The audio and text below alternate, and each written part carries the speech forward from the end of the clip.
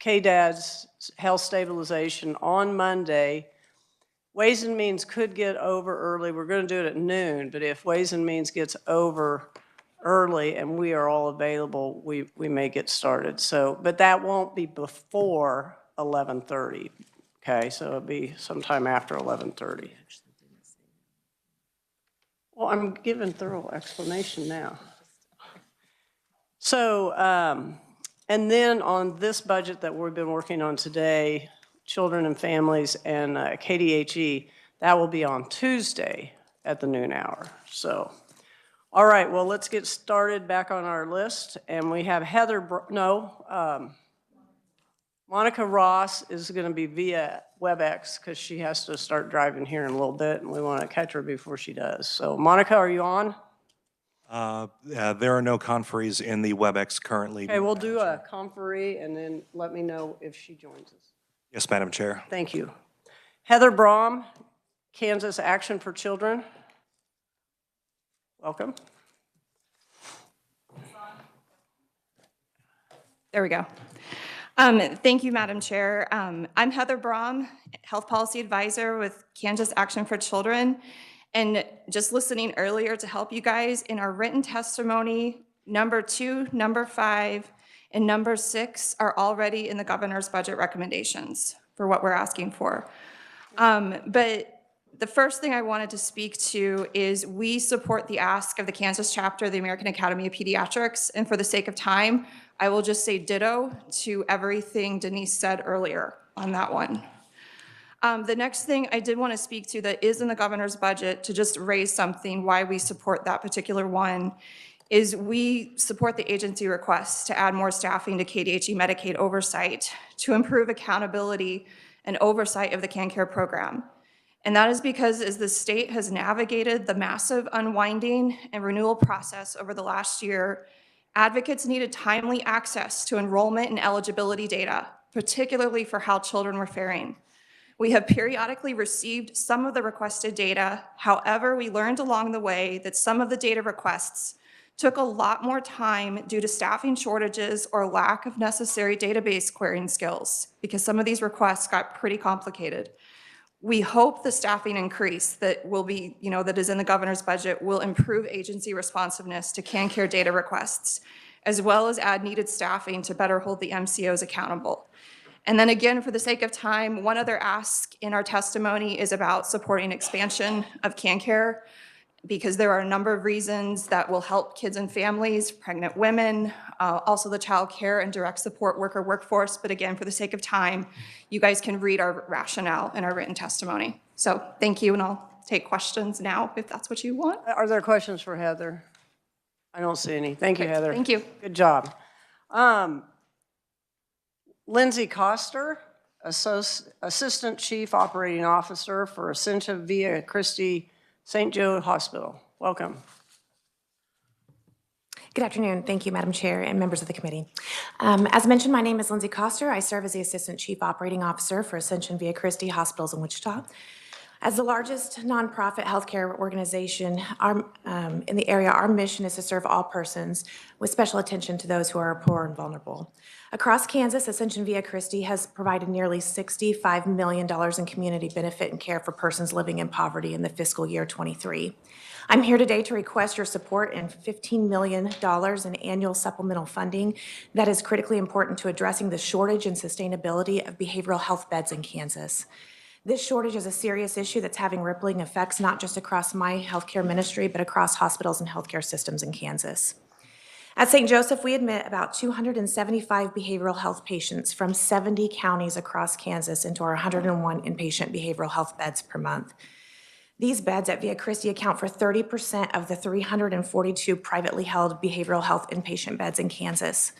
Around the country, there is an upward trend in patients presenting for behavioral health conditions. Between 2019 and 2022, we've experienced 12% increase in the number of patients needing behavioral health services at our St. Joseph campus.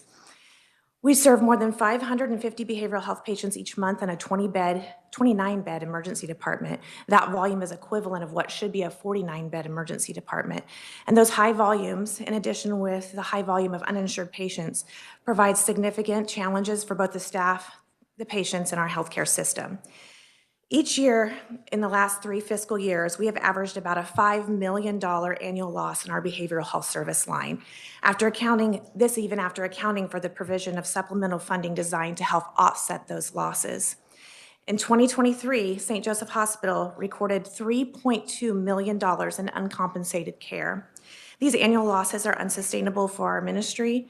Via Christi and other providers of inpatient behavioral health services need your help, and more importantly, the residents of the state of Kansas who are needing to access mental health services need your help. Our state cannot afford to lose any more inpatient behavioral health beds to serve this population.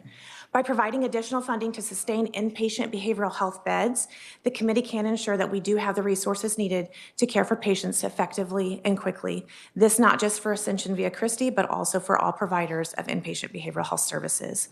I respectfully request that the committee approve this important funding and will stand for any questions. Questions for Lindsay? Senator Petty. Lindsay, thank you for being here. And so when I look at your request, this is for 15 million annual supplement. So we're not, so it's a request for, is it in the 2025 budget or is it in the 2025? But in fact, we're actually would be talking about, you'd be looking for that same thing again or more in 26, I suspect. I mean, it's, We continue, as I stated, in the last 3 years, we've continued to have about a $5 million loss in that behavioral health service line. and what impact would the passing of Medicaid expansion have for Via Christi, so Ascension Via Christi? So Medicaid would certainly have an impact. 52% of our patients are Medicaid or self-pay, so it would certainly have an impact. There are some really exciting things that are happening. I do want to call out that we're getting a $22 million addition to our behavioral health for our behavioral health patients in our ED, and we're certainly grateful for that. There are some state beds that are coming to the Wichita area as well, and even though those things haven't broke ground, and they're still about 2 years out as well, really what we need now is a bridge for that funding that we're not able to cover in uncompensated care. And you said that was a 3.2. Correct, $3.2 million this last fiscal year in uncompensated care. Thank you. So, so that part of my question, the 15 million annual supplemental funding, and that's for operations? That's to offset the losses, yes, and not just for Ascension Via Christi, so that would be eligible for all providers of those 342 inpatient behavioral health beds. Okay, and this is this also part of to fund, because you're building new beds, right? So we're not building new beds necessarily. What we're doing is taking that funding. So as I mentioned, we have a 29-bed ED, and we see about 49 patients worth of volume in that ED. So we have a delta of about 20 patients a day. Those patients are lined head to toe around the nurses' station, around the hallways in the emergency room. That's dangerous for patients. It's dangerous for those providing care to those patients. And so what that funding does that we're getting for that expansion is actually putting those patients into rooms and not having them in the hallways of our emergency department. I toured that. It was crowded, but, so I guess my only kind of concern here a little bit is just that transition, because we're building a hospital, so hopefully that takes pressure off of you guys a little bit and that kind of thing, so. Yeah, we appreciate any help we can get in the community. Behavioral health services are definitely an access to care issue. Senator Erickson. Thank you, Madam Chair. I understand that one of the reasons that you have these patients lining the halls is because you were told you could no longer use the space that you were using because it didn't meet certain regulations. Is that accurate? I don't know that that's accurate. We have more patients than we have capacity for. Definitely, that patient population that was being seen in our POU, which is like a observation unit, if you will, those were about 12 patients a day. So we have an increase of 12 more patients a day we're still seeing in our setting, just not in that area that was designated for observation. So those patients are in the ED as well. So you can no longer see those 12 in that area that you were previously seeing them. Is that In that former correct? area, correct. Okay. Thank you, Madam Chair. Thank you.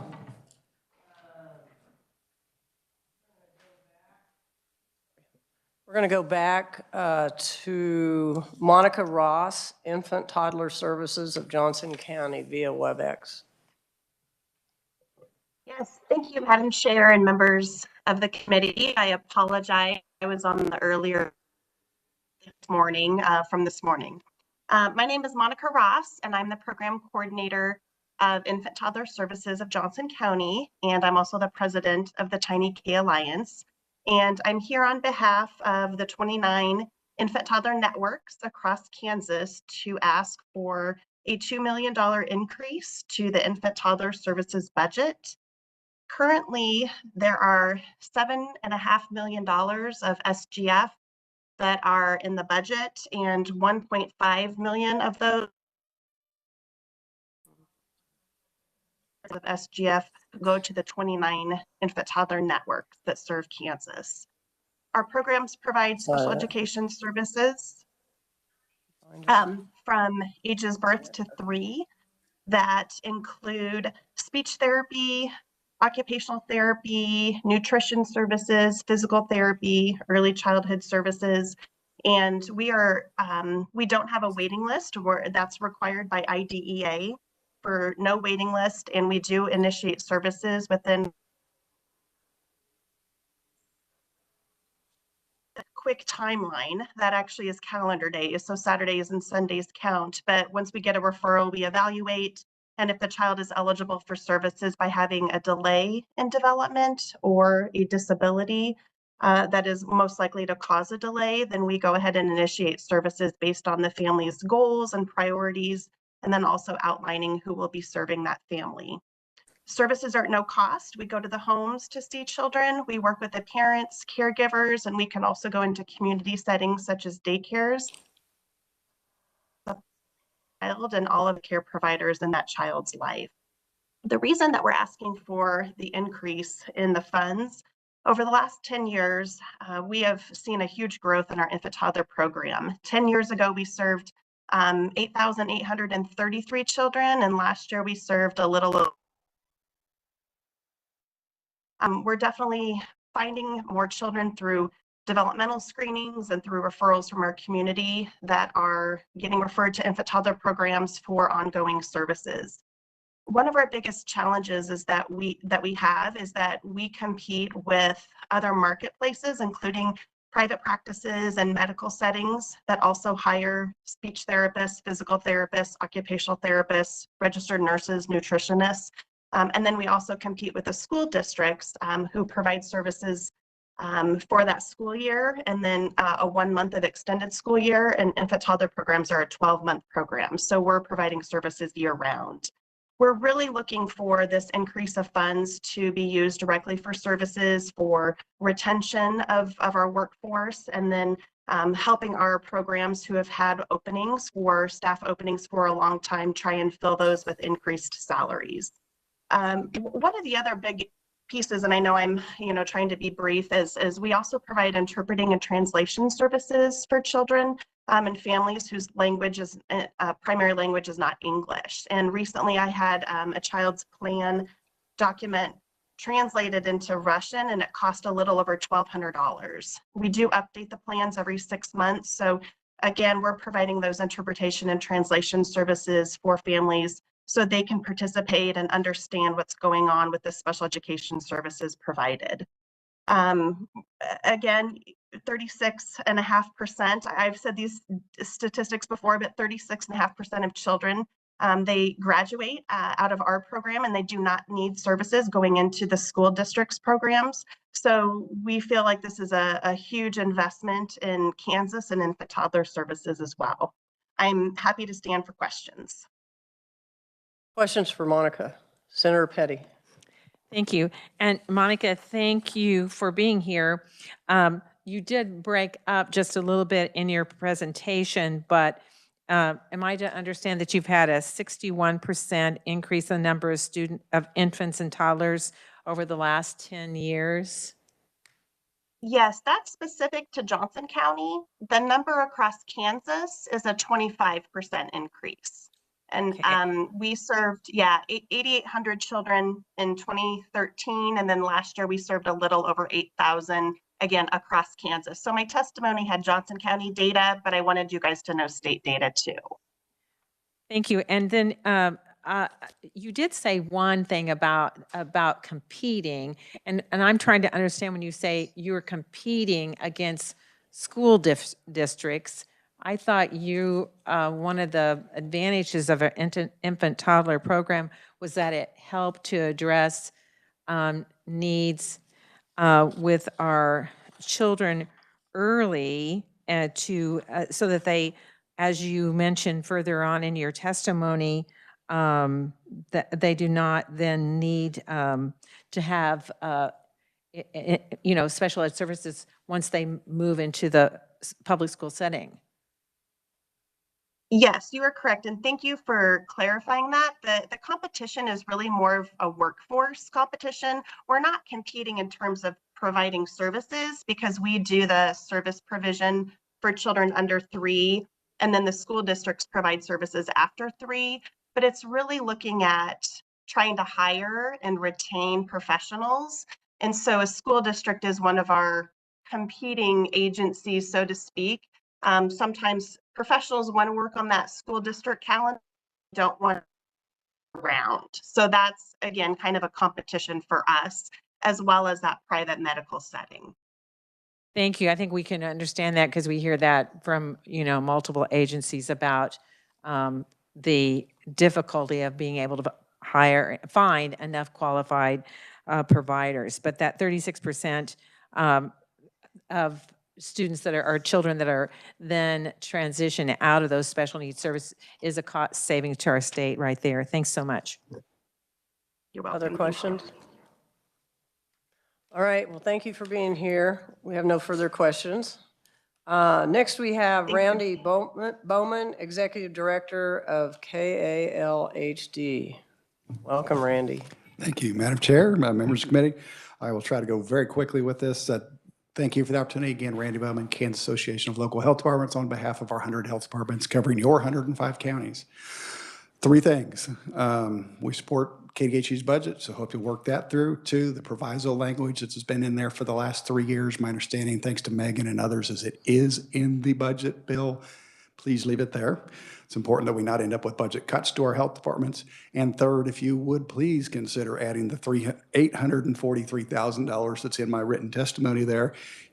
Last 3 years, you have been strongly committed as a legislative body to bringing that funding up from that 1992 level. So please do the 1 more year, as Dennis also mentioned this morning, to get us there would be fantastic. And I will wrap up and then take questions at the appropriate time. Questions for Randy? Senator Petty. Randy, thanks so much for being here. And yes, it was great to hear from Dennis earlier, to see Dennis's face today. Yeah, I bet. But so I just need clarification. So the 800,000, is that correct? Is it 800,000? 843. Is it 1 million? 843. In my body there, we have what you've done the last few years, 1 billion, then 800, then 800, then it would be 843 would be the current ask. Right, and that will then that will help with that distribution model that we updated, 2 years ago? It's distributed under the same formula that is the proviso that applies, so they get a minimum of 12,000 with the proviso instead of 7,000, and then if your population rises above, you get more money than that. Right, and before we had made that investment, was that 2 years ago? 3 years ago. Before we made that investment 3 years ago, it had been how many years before? 1992 is what I've found. Right, that's what I thought. I'm obviously Just wanted new you to this. say that number. Yeah, so it had been a long time. All right, thanks so much, Randy. Thank you. Other questions? All right, thank you, Randy. Thank you. Next, we have Tara Mays, Vice President, Legislative Relations for the Kansas Hospital Association. Welcome, Tara. Good afternoon, Madam Chair, members of the committee. I am Tara Mays with the Kansas Hospital Association. Appreciate the opportunity to appear before you on behalf of our 122 community hospitals across the state. Just want to maybe touch base as we go out to throughout the state and talk to our members. We hear about 2 major issues. Workforce obviously is one of those, but the other one I think you've heard a little bit about here this afternoon, which is financial challenges for our hospitals across the state. As you heard earlier this afternoon, right now, more than 73% of our hospitals in Kansas have a negative operating margin going into 2023, and 2024, unfortunately, has not been any easier. On average, nationally, we see hospitals holding cash on hand about 265 days cash on hand on average. In Kansas, that cash on hand day is 62. on average. We have hospitals that are struggling financially, and at the same time, our hospitals are facing increased expenses like all of our other industries across the state. We've had more than 35% increases in the past 3 years, and our hospitals are left with difficulties balancing budgets. And you heard a little bit about that in one line of the services that they provide to Kansans here this afternoon. According to national studies, the closure of a hospital in a community reduces per capita income by $703 and increases the unemployment rate in that community by 1.6 percentage points. We also hear from communities that have had hospital closures that they have difficulty being able to retain their employers because it is difficult for an employer to get an insurance policy if they do not have an emergency room and their employees are exposed to potential risks. Our hospitals are trying very hard to provide access to patients. And so this, certainly the financial challenges of hospitals have impact to your constituents in Kansas across the state. While Kansas has increased Medicaid rates for lots of other healthcare providers, hospital rates have not seen a significant increase or investment by the state in lots of years. Kansas ranks 33rd in 50 states when comparing physician Medicaid fees to Medicare fees. 23 states have adjusted their Medicaid base fees for hospitals, but not in Kansas, and we would love for you to do the same. Medicaid base rates for us in hospitals are less than 40% of Medicare, so we do that comparison. And at the same time, we're unlike a lot of businesses in that we can't turn patients away. We have to see them regardless of their ability to pay. So that has accumulated in $1.2 billion worth of uncompensated care in 2023. So all of that is occurring at the same time we are continuing with stagnant Medicaid rates and dealing with Kansans that are uninsured. So as you work the KDHE budget, we would just really invite you to think about ways that you can either help cover those that are currently uninsured and contributing to our uncompensated care throughout the state, or find ways that you can make investments in Medicaid rates for our Kansas hospitals as they continue to struggle financially. With that, Madam Chair, I'd be happy to stand for questions at the appropriate time. Questions for Tara. Senator Petty. Well, you already said the magic words, Tara, so I won't have to Medicaid expansion. But so you're here in representing 122 community hospitals, right? And you've got, as you said, that 73% of those hospitals have a negative operating margin. That's correct, in 2023. So I'm trying, as a stable model, when you say that these hospitals only have on an average 62 days of cash on hand, that seems unsustainable over time. Would that be true? We would agree. Okay, thanks. Senator Kershon. Madam Chair, thank you for being here today. Before we heard some comments in the hospital, these people, patients were lined up inside a room. What do you charge those for? Their normal rate, are they at a discount? They're not.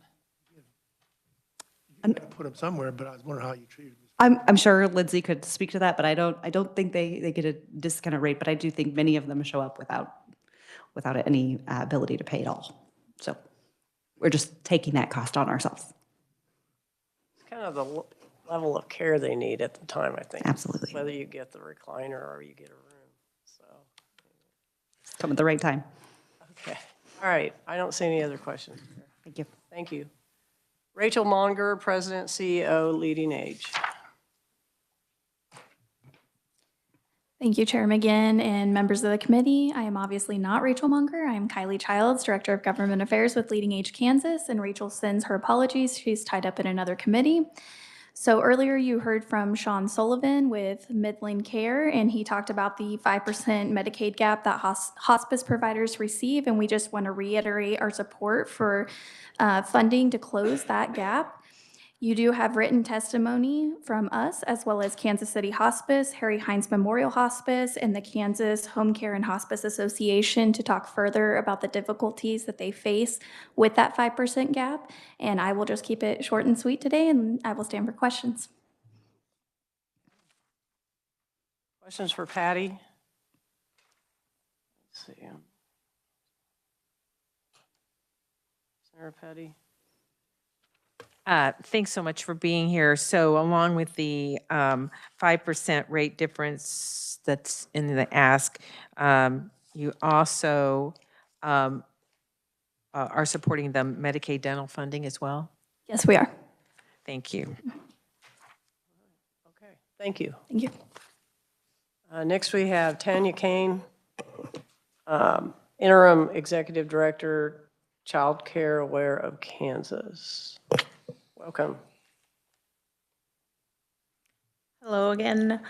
Tanya Kane, Interim Executive for Child Care Aware of Kansas. I was up here earlier, so I won't go over Child Care Aware of Kansas. I'll keep it brief. I'd like to talk about two things in the KDHE budget.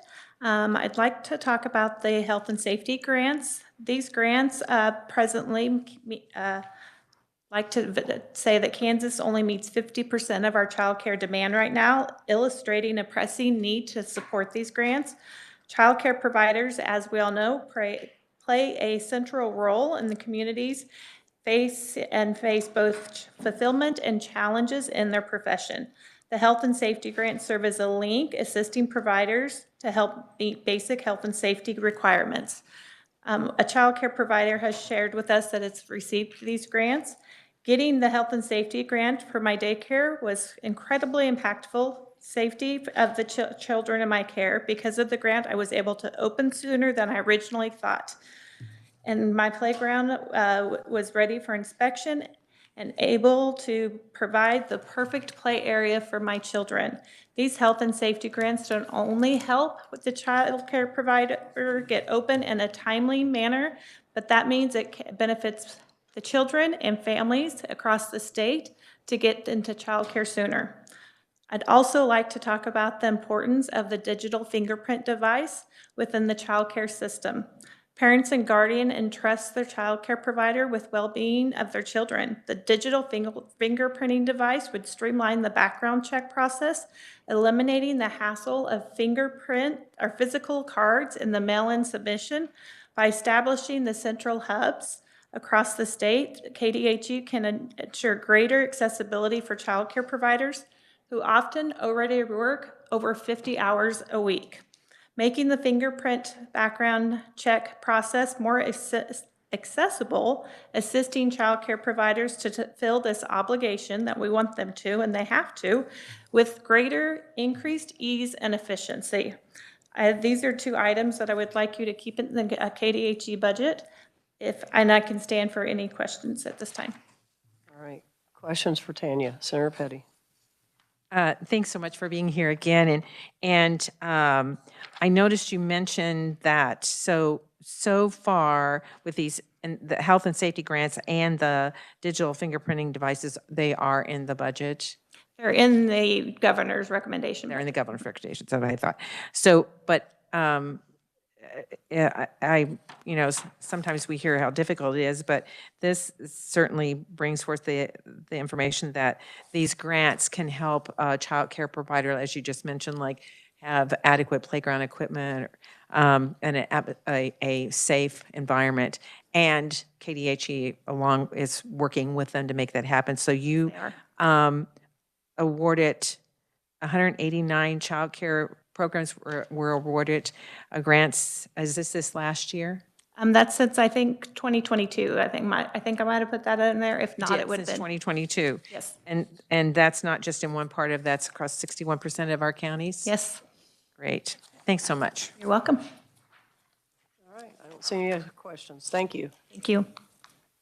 Rochelle Colombo, Executive Director of the Kansas Medical Society. Welcome.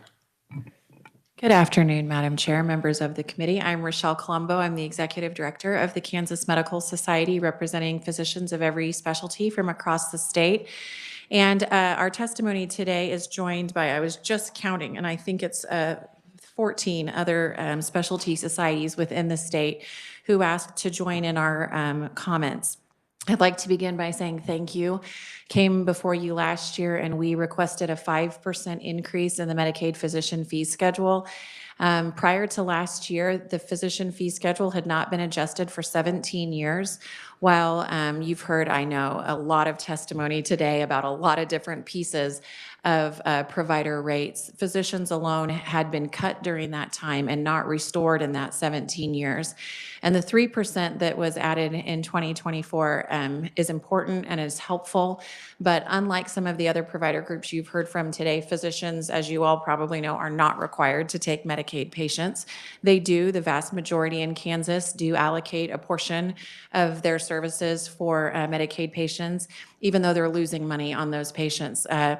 80% of the codes in the physician fee schedule of the 12.84 million that is represented in this 10% increase, 8.6 million of those are 80% below the Medicare rate. So that is to say that the vast majority of the codes in the physician fee schedule are well under even the Medicare rate for reimbursement. And that's after the 3% increase that we got last year. And so while we appreciate that very much, we did say at that time that we believed this needed to be adjusted periodically and meaningfully. And we come before you today asking for a 10% increase. We believe that's necessary to maintain an adequate network of providers that do care for those Medicaid patients. It's just simply become very difficult for physicians to afford to continue caring for Medicaid patients if the reimbursement rates are not adjusted. So again, this 10% increase is $12.84 million out of SGF. And it is supported by all of the specialty groups that are listed in my written testimony. I'd be happy to answer any questions and appreciate the opportunity to appear before you today. Questions, Senator Petty? So, Rochelle, thanks for being here. I noticed you included specific language. Yes. As well. Can you tell me why that language has to be included? We just provided it. That's exactly the language that we provided last year as an example that this is how it would be added into the budget because it's otherwise silent on the Medicaid physician fee schedule.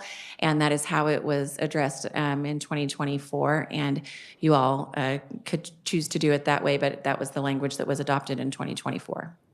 Thank you. All right, thank you. Next, we have Bill Rowe, Director of Governmental Relations with Equifax Incorporated. Welcome, Bill. Good afternoon, Chairperson McGinn and members of the committee. Appreciate the opportunity to speak with you today. I'm joined by my colleague, Mark Delante. He's the Kansas Account Executive. He's on WebEx, I believe. And we appreciate the opportunity to speak. Kansas and Equifax have been partners for over a decade. The state has primarily relied upon Equifax and the work number to assist in benefit eligibility determination and redetermination process for Medicaid, SNAP, TANF, and child support. However, we have additional data sources that are such as incarceration data and a solution called Contact Complete that would be valuable in the determination process. Our Incarceration Insights database contains state prison and local jail records from across the country. Being able to identify potential issues and conduct additional research enables compliance with the Medicaid inmate exclusion policy and provides continuity of coverage. Contact Complete helps states verify or learn more about an applicant's name, address, date of birth, and contact information by matching a known identity and delivering information on address, phone, and email data, as well as a death indicator to help expedite communications, recertifications, and eligibility determinations. Our current data service is delivered to KDHE via an API integration into the KEYS application. Kansas leverages this data at the time of application, recertification, and for quality assurance. Our proposed solution enhances the state's ability to leverage our additional data services for each applicant or beneficiary to maintain a picture of continuous life changes. We have a conservative ROI of 3-to-1 on an additional $12 million budget request. These additional data services include identity validation, address validation, household composition, incarceration status, asset verification, and death records. The state can access these additional data services through its already established Equifax KEYS integration or batch file queries to better distribute maximum benefits while maintaining program integrity. Continuous life change notification allows the state to be cognizant of a beneficiary's changes in circumstances in advance of recertification or relying on the beneficiary to self-report. The notification of life changes can be configured in accordance with state program policy, such as employment change, income percentage or dollar changes, incarceration notifications, asset amount disclosures, out-of-state address changes, household composition changes, or death status. Again, these services can be used throughout the benefit life cycle to learn of changes that impact a beneficiary's eligibility or if further investigation is needed.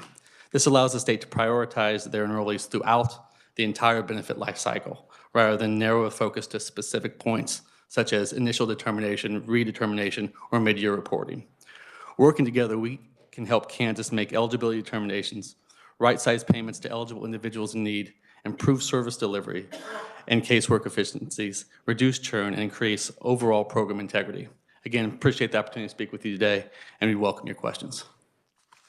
Questions for Mr. Rowe? Senator Petty. Thank you. I know that you mentioned you have a variety of contracts with us already. So are you just educating us a little bit more? Well, we're making a $12 million budget request to enhance the services that we currently provide. And that enhancement would be additional data and then also access to data when there's a change of life circumstance. So let's say an individual who is on Medicaid in the state of Kansas goes to jail, gets arrested and goes to jail. We would then notify the state of that circumstance, so the state would not then send out and pay for his Medicaid benefits as a result, because that is against the inmate exclusion policy, Medicaid exclusionary policy. Are you the only one that does that? So I thought we already are doing that. We're already stopping their payments. Well, which I don't agree with. The timing of the circumstances is at case here. Recertification of benefits often can take. Often you apply for benefits and then you get recertified a year later, and oftentimes a circumstance can change. You can get a job and then as a result no longer qualify for the benefit, and you're still. If it's not self-reported, then you could still be receiving those benefits if you don't notify the state of such circumstance, or if the state doesn't check. So I'd have to turn and look at Megan, but I thought my briefing had to do with you're still providing the same services, your price is just going up. And you're saying something like you are increasing your services. Yes, we are providing additional data sets and allowing or increasing the access to the data, or making it more of we provide an update whenever there's a change, and then the state can make the determination of whether they want to continue to provide that benefit or not. Okay. Any other questions, Senator Petty?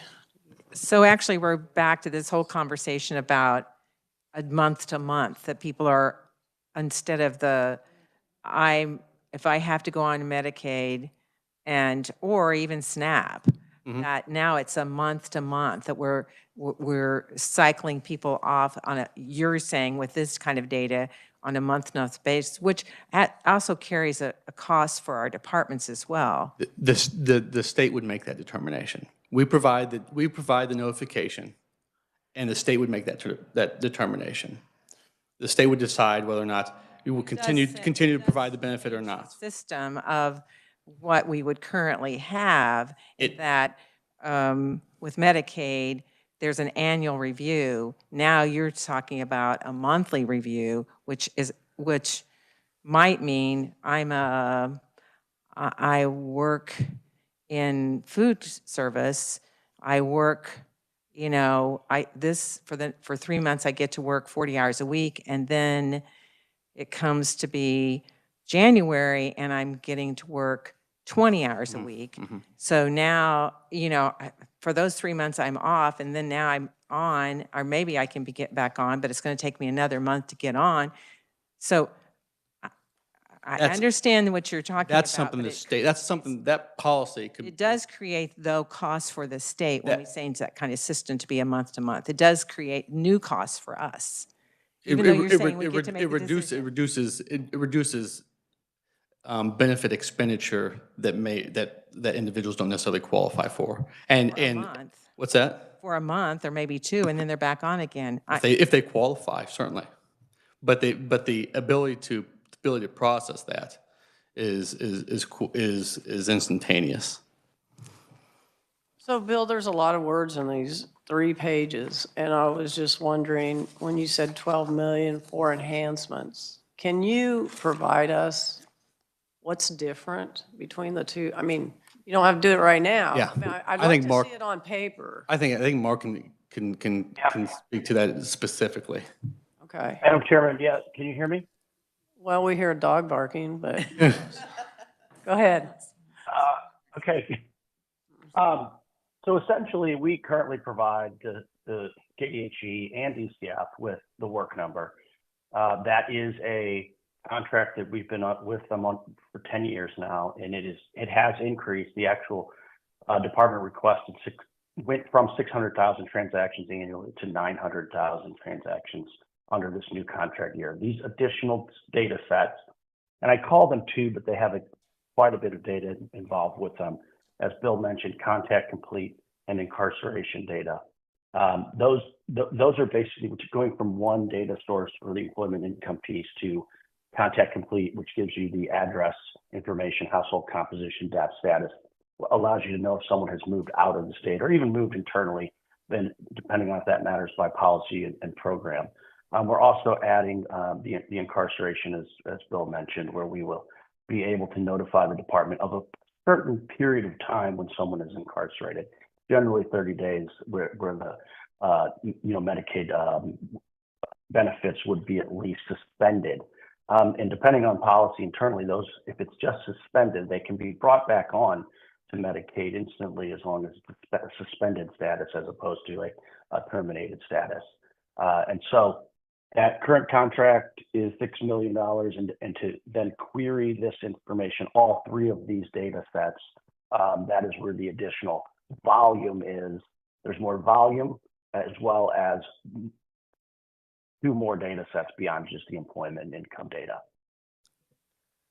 Okay, so just before we let you go, I mean, stay on, please. I've got another question for someone else, but for the record, we need your name and title for. Oh, I'm so sorry. My name is Mark Delianti with Equifax, and I'm the account executive assigned to Sid, Kansas. Okay, well, thank you for being on WebEx. So I guess I want to ask the agency, Sarah left, and I don't know who's in charge anymore. Okay, Christine. And I guess I'm just trying to get it down to simple, what is added for the request, the money. So Christine Osterlin, Deputy Secretary, Agency Integration, and State Medicaid Director. So I need to clarify some points. So you mentioned what's in the governor's budget. What's in the governor's budget is we are under an RFP, and that cost represents an increased cost for the current income verification. So that is separate from what we're talking about here. What we're talking about here and what Equifax is stating is to add additional data matches, such as incarceration. We already get incarceration data, actually through Equifax, through what's called APRIS. We already get a lot of the data sets that they're referencing. We don't get them through Equifax, we get them through other vendors. So essentially, it would be a swap if we went to Equifax. And so I can provide that detail of all the matches that we do today, what the costs are for those matches and who we get them from, and then align that to what Equifax is presenting here. Okay, thank you. Any questions for Christine? You're all good? Okay. Senator Erickson. Thank you, Madam Chair. Thank you so much. That really does help clarify a lot. Do you have any idea, is the 12 million Equifax is asking for, do you have any idea if that would be less than what you're currently paying all of the other vendors for the same data sets? It's more. It's more. 12 million is more. Thank you. Thank you, Madam Chair. Thank you. Yep, thank you. And Bill, last year, I'm trying to remember, I can't remember if you even got much of a hearing. I think part of your proposal was very new or something. Yeah, we testified, did an informative hearing to the Social Services Budget Committee last year. And also the welfare benefits, but welfare committee, both in the House. But there's one additional thing that's important here that we need. What we are talking about, in addition to the data sets, is the access to this data in a real-time manner. And that's where a great deal of value is had. Because right now, this data is being checked oftentimes once a year. And when there is a change in life circumstance, the benefits don't change until that data is checked. And our service is providing that check on a monthly basis, or can be even more frequent. And that's where the waste, fraud, and abuse comes into play, and that's where the savings, that's why we're able to claim a conservative projected 3-to-1 ROI, because there should be a significant amount of value to the state and savings as a result of not paying out benefits to people who no longer qualify for those benefits. And so that's a key point, a critical point that we're bringing to bear here. Okay. So you have another question? I can't tell. Okay. All right. Okay, I think that's it. So thank you, Bill. Thank you so much. Let's see. Megan Ward, Governmental Relations Director, American Cancer Society, Cancer Action Network. It's kind of like our Senate emails. It is, yes. You can just say ACS can if that's easier, but nobody ever knows what that is, so I have to say it at first. For the record, my name is Megan Word. I'm the Government Relations Director for ACS CAN. You have my written testimony, and I will tell you the first two items have been included in the governor's budget, and this committee has been incredibly supportive of those increases the last couple of sessions that I've been here, so I say thank you. You've increased the funding for early detection works, a breast and cervical cancer early screening program, and you've increased the tobacco prevention cessation programs by redirecting those dual settlement funds into prevention and cessation programs. So I thank you for that. So the only thing I have to add to my testimony today is a request for this committee to retain the money, the proposed money that Governor Kelly included for Medicaid expansion in her budget. And you have my testimony, so I won't repeat it, but I will give you a couple of statistics that I think are interesting. Health insurance status is the single greatest determinant of cancer survivorship. Access to consistent and comprehensive health insurance is critical for cancer patients. If you are uninsured and you are diagnosed with cancer, you have a 60% greater chance of dying from cancer than if you were insured and diagnosed with cancer. In the states that we've seen Medicaid expansion, successfully we've seen an uptake in utilization for cancer screening tests. We've seen cancer patients being diagnosed at an earlier stage where cancer is less expensive and less invasive to treat. And we've seen cancer outcomes for patients diagnosed with cancer improved. So I'm here to answer any questions if I can. Otherwise, you've got my testimony, and I thank you. Any questions? Yeah? Senator Petty? You just mentioned about in the states that the 40 states that Yes. have passed Medicaid expansion. Mhm. So could you provide us with a chart of those Yes. improvements when it comes to Yes. cancer prevention? I appreciate that. Yes. Other questions? Can I ask one more question? Do I need to provide that by Tuesday at noon? Yes, okay. Even though that's when we're making our decision. Of course, that's why I asked. It's up to you. Get it. Okay. Thank you all. Thank you. Next, we have Sonia Bacchus, CEO, Community Care Network. You can correct me if I said your last name wrong. It's Bacchus, but Bacchus. I've been called worse than Bacchus, so I'll take it. Good afternoon, Chair McGinn and committee. Thank you so much for having us here to testify in support of the KDHE fiscal year 2025 budget. Again, I'm Sonia Bacchus and the CEO of Community Care Network of Kansas. Just a very brief overview and reminder of who we are. Community Care represents and supports 28 community-based clinics and community health centers, FQHCs and lookalikes across the state. These health centers and clinics provide very high-quality, accessible care, and that care includes medical, dental, pharmacy, substance use disorder, integrated behavioral health services, case management, and a number of wraparound services that meet the needs of the patients that we serve. Some of those are in transportation, food security, and other social and economic needs. All of these services are provided as, regardless of ability to pay. And we are a critical component of the Kansas safety net.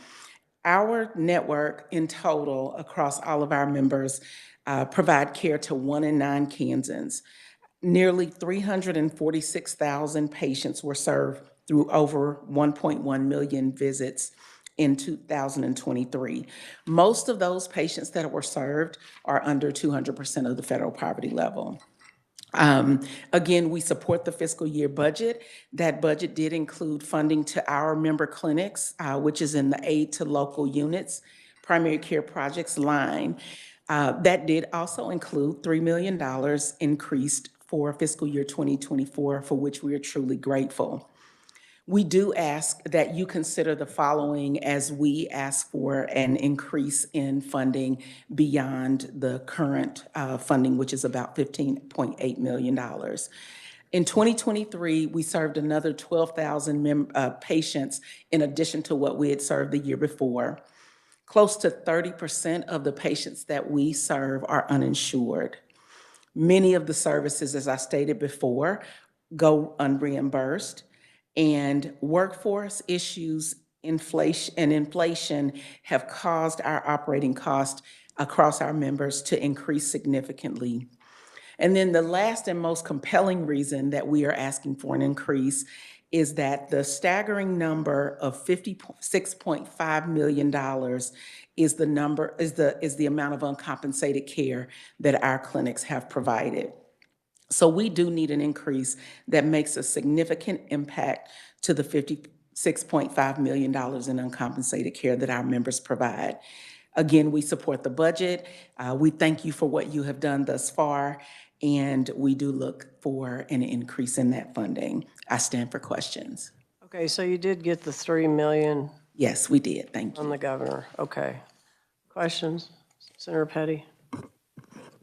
I just want to clarify that the $3 million's in the budget. It is in the governor's included. budget. Yes, the $3 million is included. And Sonia, thank you for being here. But could you, so how is Wyco Joe Care, are they part of the safety net system or how are they different? Because they have a different ask. Absolutely. So those services are for specialty services that are provided. Many of our health centers work with Wyco Care and those other organizations that are similar for the uninsured patients. So if they need, again, cancer, if there's a cancer diagnosis, surgeries and other services, but those are specialty services. Okay, and your clinics, the 28 health centers, that are over 100 sites across Kansas, they provide primary care, they provide all care up through specialty care, is that right? Absolutely, yes. Thanks for that reminder, appreciate that. Are all of you FQACs? Not all are FQHCs. We have 19 FQHCs that are full FQHC status. We have 2 lookalikes, and the lookalike clinics do get the PPS funding for the PPS rate for their Medicaid patients and Medicare patients, but they do not get base funding from the federal government. That would only come if they apply for new access points when those grants come out, and we have not had any of those grants in over 3 years. What'd you call those, the two? The 2 are, they're called FQHC lookalikes. Yes, ma'am. Really? Yes. Okay. Because they look like, just like an FQHC, except they don't have the base funding.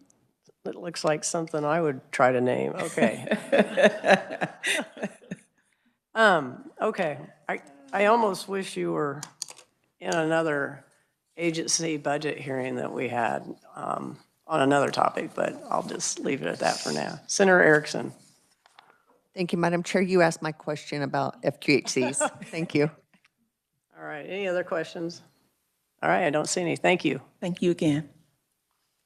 All right, I think the rest of your packet is written, but just in case, is there anyone else that wants to testify on the KDHE budget that did not have a chance? Is there anyone on WebEx that was expecting to testify? There are no more conferees in WebEx. All right, thank you. Okay. Any other questions, committee members, to any of the folks that are still here? I don't see any. I think you guys wore us down. So again, we will deliberate on this budget on Tuesday at noon. So there's nothing else to come before us. We are adjourned. And thank you to all the conferees. You did a great job in keeping it time sensitive.